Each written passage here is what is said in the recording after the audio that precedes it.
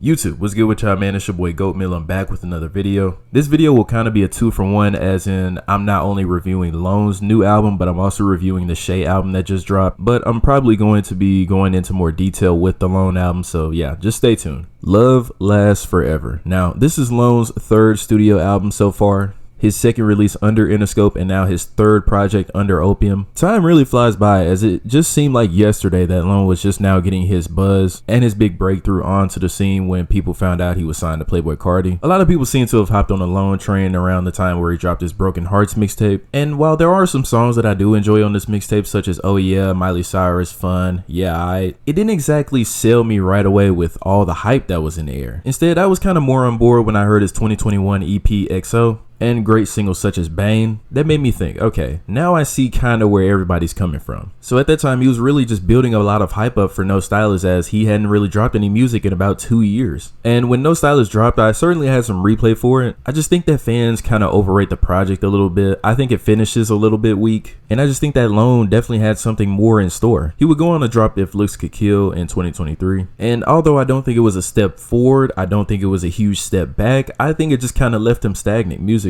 as I didn't really feel any improvement from Lone off this album. And part of that is because the album is so long. I rated If Looks Could Kill about a 6.5 when I first heard it, and I gave it many listens after, but shortly after I just kind of lost replay value very quickly, and it probably drops to about a 6 for me, maybe a 5.9. And now we fast forward to 2024, and Lone has started his rollout for Love Lasts Forever. And obviously, as you know, the rollout didn't exactly go as planned. I'm sure you guys have seen plenty of videos about the abuse and the allegations and all that. Him beefing with Lucky, throwing some shots at Can. Love Lasts Forever was around 18 tracks with 3 bonus tracks. I don't understand why we get 3 bonuses at the moment, at the first time that the album is dropping. How are they considered bonuses? But anyways, the album starts off with this huge sample. This sample ties into the album's name, as the sample playing is called Love Lasts Forever by the band All Saints. And you can tell from a mile away, obviously, this sample is going to be looped into this hard beat, in which I enjoy this track a lot. I think Lone did an excellent job on this intro. The only part I really don't like is when Lone is trying to sing. I mean, you can throw all the reverb you want and auto-tune you want, it's still not going to sound good. The second track, Love Hurts, was a huge letdown for me, not only because Uzi's a feature on the song, but the beat is crazy on this, and they completely wasted it. Lone's verse didn't throw me anywhere. Uzi couldn't save this one. I thought his verse was alright at best. It's kind of a skip for me. I really like the beat though. The third track, Love For You, was a leading single up to this album. I probably played it about once and then never played it back again. It doesn't move me at all. I still skip it to this day. The hook on Crystal Clear is probably the best part of the song, but outside of that, it doesn't really move me. The fifth track, Baby Money, is probably one of my favorites on the album. I love the beat, and I think it is a little bit repetitive, but I think Lone does a good job on this. Say That was a big skip for me. A lot of these songs seem to have the same kind of hi-hats and the same tempo, which is kind of boring. I mean, it's not really giving me any excitement. And as I start to recognize that, Pimp Talk comes on, and it's definitely turned me up a little bit. It's a tad bit different vibe. He kind of goes back to that same cadence on Baby Money, and I really enjoy this track. The next track, Cadillac, I probably think is the best song on the album. I don't know who Lil 88 was working with when he made this beat, but he needs to keep working with him. I'm not gonna cap. Big earworm for me. It's very addictive. Syrup Sippin' is another good one. It gives me that mixtape vibe with the whole intro and all the DJ tags going in. The beat is nice, and Lone's flowing on this pretty well. He starts to get on a bit of a run, and then the next track, Lock In, just kind of is a big skip for me. Like, I don't see how this one made the album. I'm not gonna cap. This seems like it should be a leak or something. Things definitely picked up back quickly though with the 11th track, Doubt It. Beat is crazy. Now I think Lone killed this one, I'm not gonna lie. I think this is the snippet that people were calling Money Counter, and honestly I see why people wanted this. It's one of the best songs on the album. Wish You Well and Ship Her Off are 2 back-to-back bangers. Things have kind of picked back up, it seems, and I should have known it was too good to be true, with the next track honestly just kind of repetitive and more of a skip for me. The 15th track, Take a Trip, is probably the worst Lone song I've ever heard. I mean, I get what he was trying to do by switching up the beat and trying to get into a different groove, but that's not you, buddy. I'm sorry. Extra High sounds like something he did in one take. I don't know why he put this on the album. It doesn't move me at all. Moving on to the 17th track, America. I don't know why Lone insists the fact that he can sing or can put on good auto-tune performances, because he can't. He needs to stop. This sucks. And finally, moving on to the outro of Thrill with Ken Carson. And I'm just be honest with y'all, this is probably the worst Ken and Lone song I've heard. Yes, it's probably worse than X for Breakfast. And you know, a Ken and Lone song is usually the beat is crazy, Ken goes in, and Lone just kind of does okay, well enough for the song to still be good. But this shit was just a fat ass miss. I can't lie to y'all. None of the bonuses did anything for me except for No Worries. That wasn't bad. As for my final thoughts on Love Lasts Forever, I think Lone leaves a lot of potential on the table.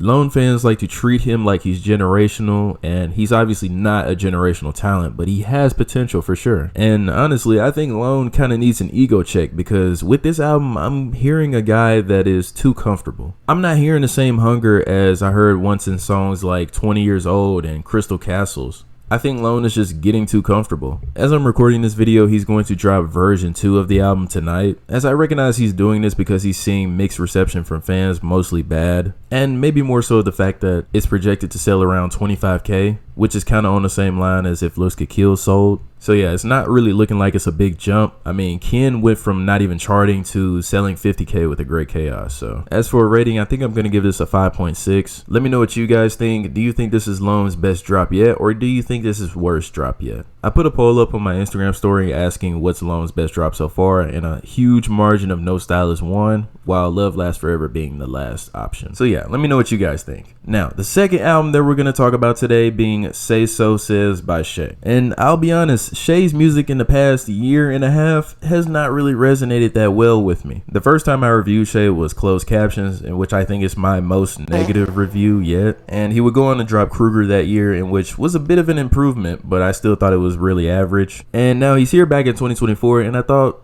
I should give this project a listen. One thing I will compliment Shay on is his music has never been boring. It can be bad, but it's never been boring. I'll say that. His production's always been a little bit outside the box, a little bit different. Shay's been kind of going up this route of this whole glitch aesthetic and hyper pop sound. I feel like if he played his cards a little bit better on Closed Captions and kind of tweaked a few things, it would have been a lot better, to be honest. The opening track, I Ride, caught me by surprise. I can't cap to you. The beat on this is crazy, and Shay doesn't do too bad on it. He doesn't really ruin it. Do I feel like it could have been a little bit better? Yeah, but he doesn't really ruin it at all. He then would go on to kind of start losing me a little bit, but towards the middle of the project, towards track 5, things began to pick up just a little bit more. The production on this, definitely I enjoy more than his past projects. It's very strong, very different, and it seems like he's continuing to just take a risk. On the tracks Enjoy Your Life and Been There Done That, he does kind of the beats up just a little bit, but not enough to where I just can't listen to it. On the 8th track, Pissy Coffee, you can definitely hear the inspiration of Carti. It's sprinkled throughout this album, but the next track, the interlude on this album, most definitely caught me by surprise. I mean, it's like this super white party song, something that you would hear on like a Charlie XCX album or just a big hyperpop artist album in general. It then transitions to the next track, It's My Party and I'll Die If I Want To. This one is really catchy as well, and from there on out till about the 16th track, he went on a heavy run. I'm not gonna cap to y'all. Every track was fun, the production kept up, and I don't really consider it repetitive, as it didn't really annoy me. It kind of just kept me like in tune and kept me intrigued with the album. My favorites on the album are definitely I Ride, Enjoy Your Life, You Don't Fuck With Me No More, and probably Cut Off Your Hands. Needless to say, I really enjoyed this Shay album. I like to see the improvement, and dare I say, this is a better album than Love Lasts Forever. I think I'm gonna give this a 6.4. What do you guys think about the album? Which album did you like better? Did you like Say So Says more, or did you like Love Lasts Forever? I'm seeing a lot of great reception, and I just put a poll up on my Instagram for it. If you aren't following me on Instagram, make sure you do. Make sure you follow all my socials that are same name, Goatmeal 2 times, TikTok, Twitter, all of that.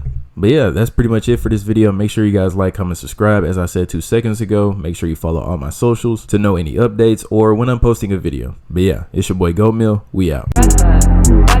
Yeah.